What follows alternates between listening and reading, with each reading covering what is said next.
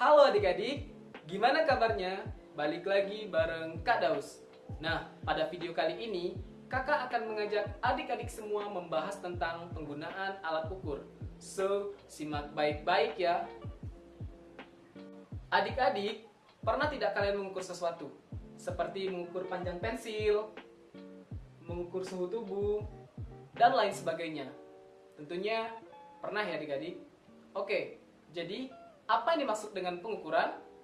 Pengukuran adalah membandingkan sesuatu yang diukur dengan satuan ukuran tertentu yang telah ditetapkan sebelumnya. Melakukan pengukuran dalam suatu besaran fisika sangat dibutuhkan dengan namanya alat ukur.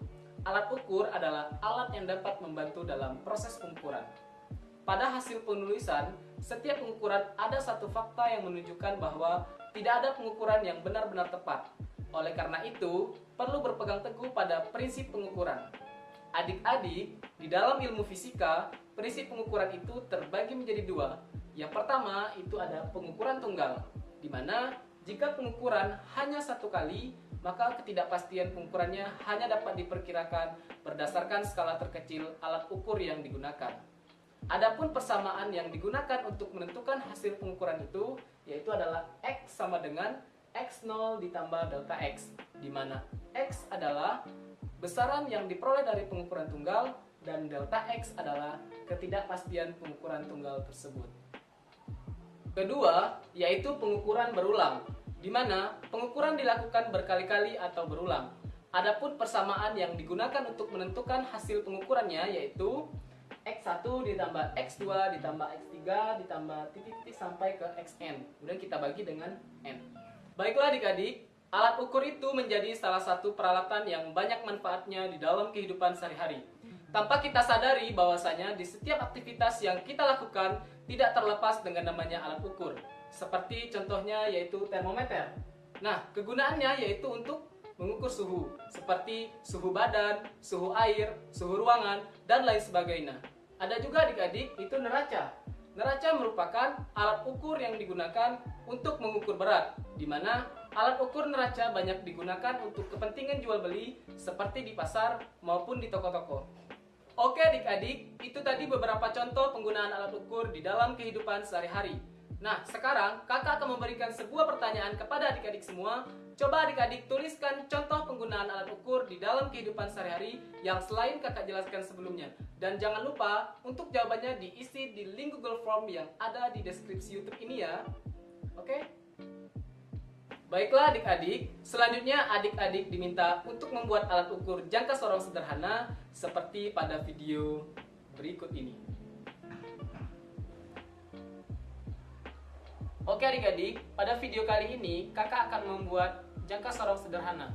Nah, adapun tujuan percobaan dalam video kali ini yaitu yang pertama, dapat menghitung ketelitian jangka sorong.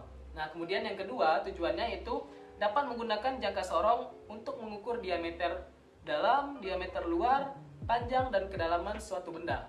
Nah, adapun alat dan bahan yang kita gunakan dalam pembuatan jangka sorong sederhana ini, yang pertama itu ada kertas pola yang telah kita buat gambar jangka sorongnya.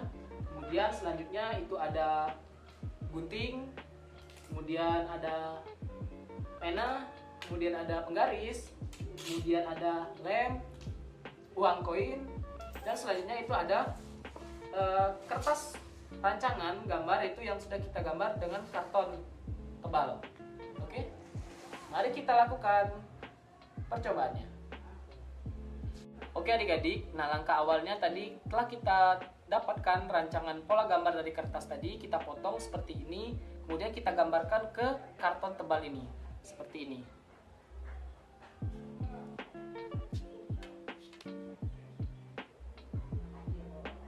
Seperti ini ya, kita gambarkan.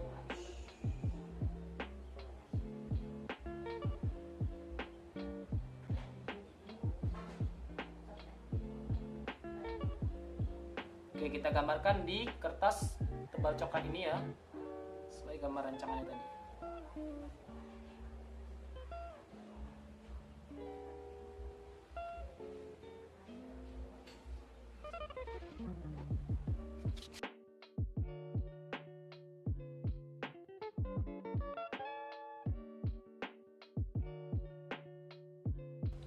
Oke adik-adik, semuanya telah kakak potong semua dari gambaran yang telah kakak gambarkan di karton coklat ini.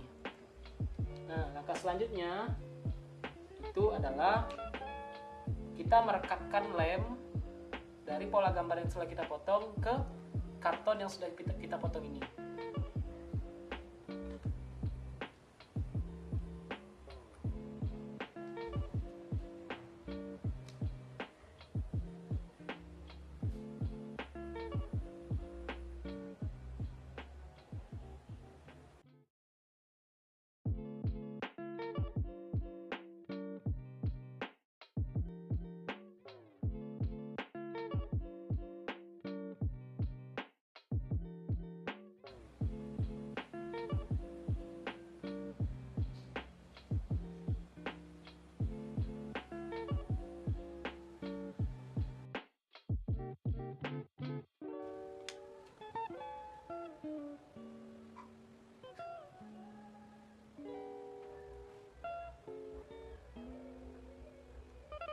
Oke, setelah semuanya kita rekatkan pola tadi dengan karton yang sudah kita gambarkan, langkah selanjutnya kita susun pola ini membentuk jangka sorong.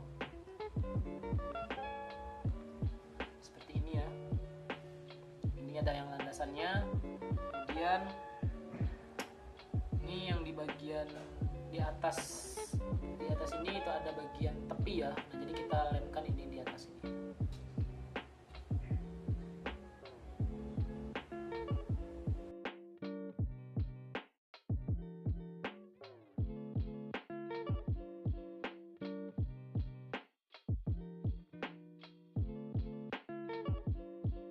Selanjutnya itu ini ya, nilai skala utamanya kita tempelkan di bawah ini. Kita lemkan lagi di bawah ini.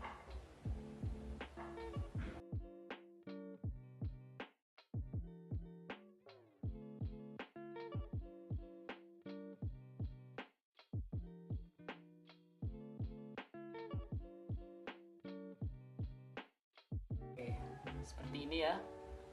Tinggal kita pasangkan rahang tetapnya di sini. Kita lihat.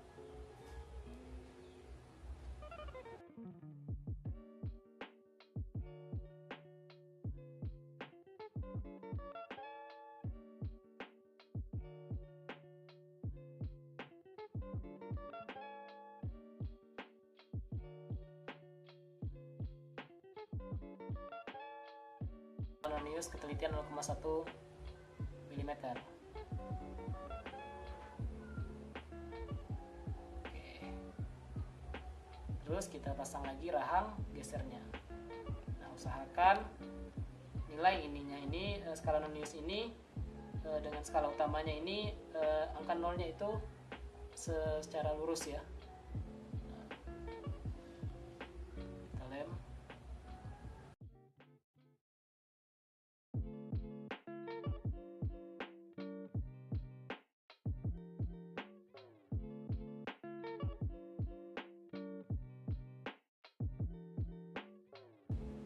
Oke, yang terakhir penahannya ya. Kita letakkan di sini kalimatnya.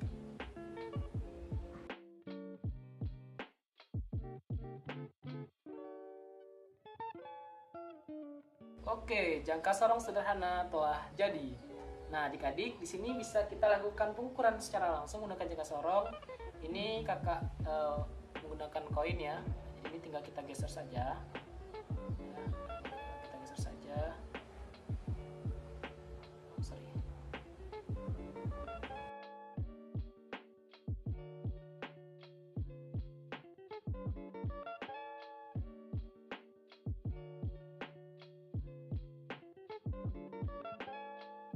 Bisa adik-adik lakukan di rumah ataupun di sekolah. Terima kasih. Oke adik-adik, dikutip dari buku Fisika Dasar 1 Mikrajudin Abdullah, untuk menentukan nilai skala terkecil dari jangka sorong itu dapat ditentukan dengan rumus nilai skala dibagi jumlah skala Nonius. Nah adik-adik, pada jangka sorong itu bahwasanya nilai skala terkecilnya yaitu 1 mm. Kemudian skala Noniusnya itu adalah 10 ya. Nah, jadi NSP-nya kita 1 dibagi dengan 10. Didapatkan nilainya adalah 0,1 mm. Contoh soal. Diketahui hasil pengukuran dari uang koin menggunakan jangka sorong, skala utamanya adalah 2,3 cm. Dan skala noniusnya itu adalah 2 dikali 0,01, yaitu 0,02 cm. Karena jangka sorong dengan NSP-nya itu adalah 0,01 cm. Jumlahkan angka yang didapat dari skala utama dan skala nonius. Tinggal kita jumlahkan saja 2,3 cm ditambah dengan 0,02 cm.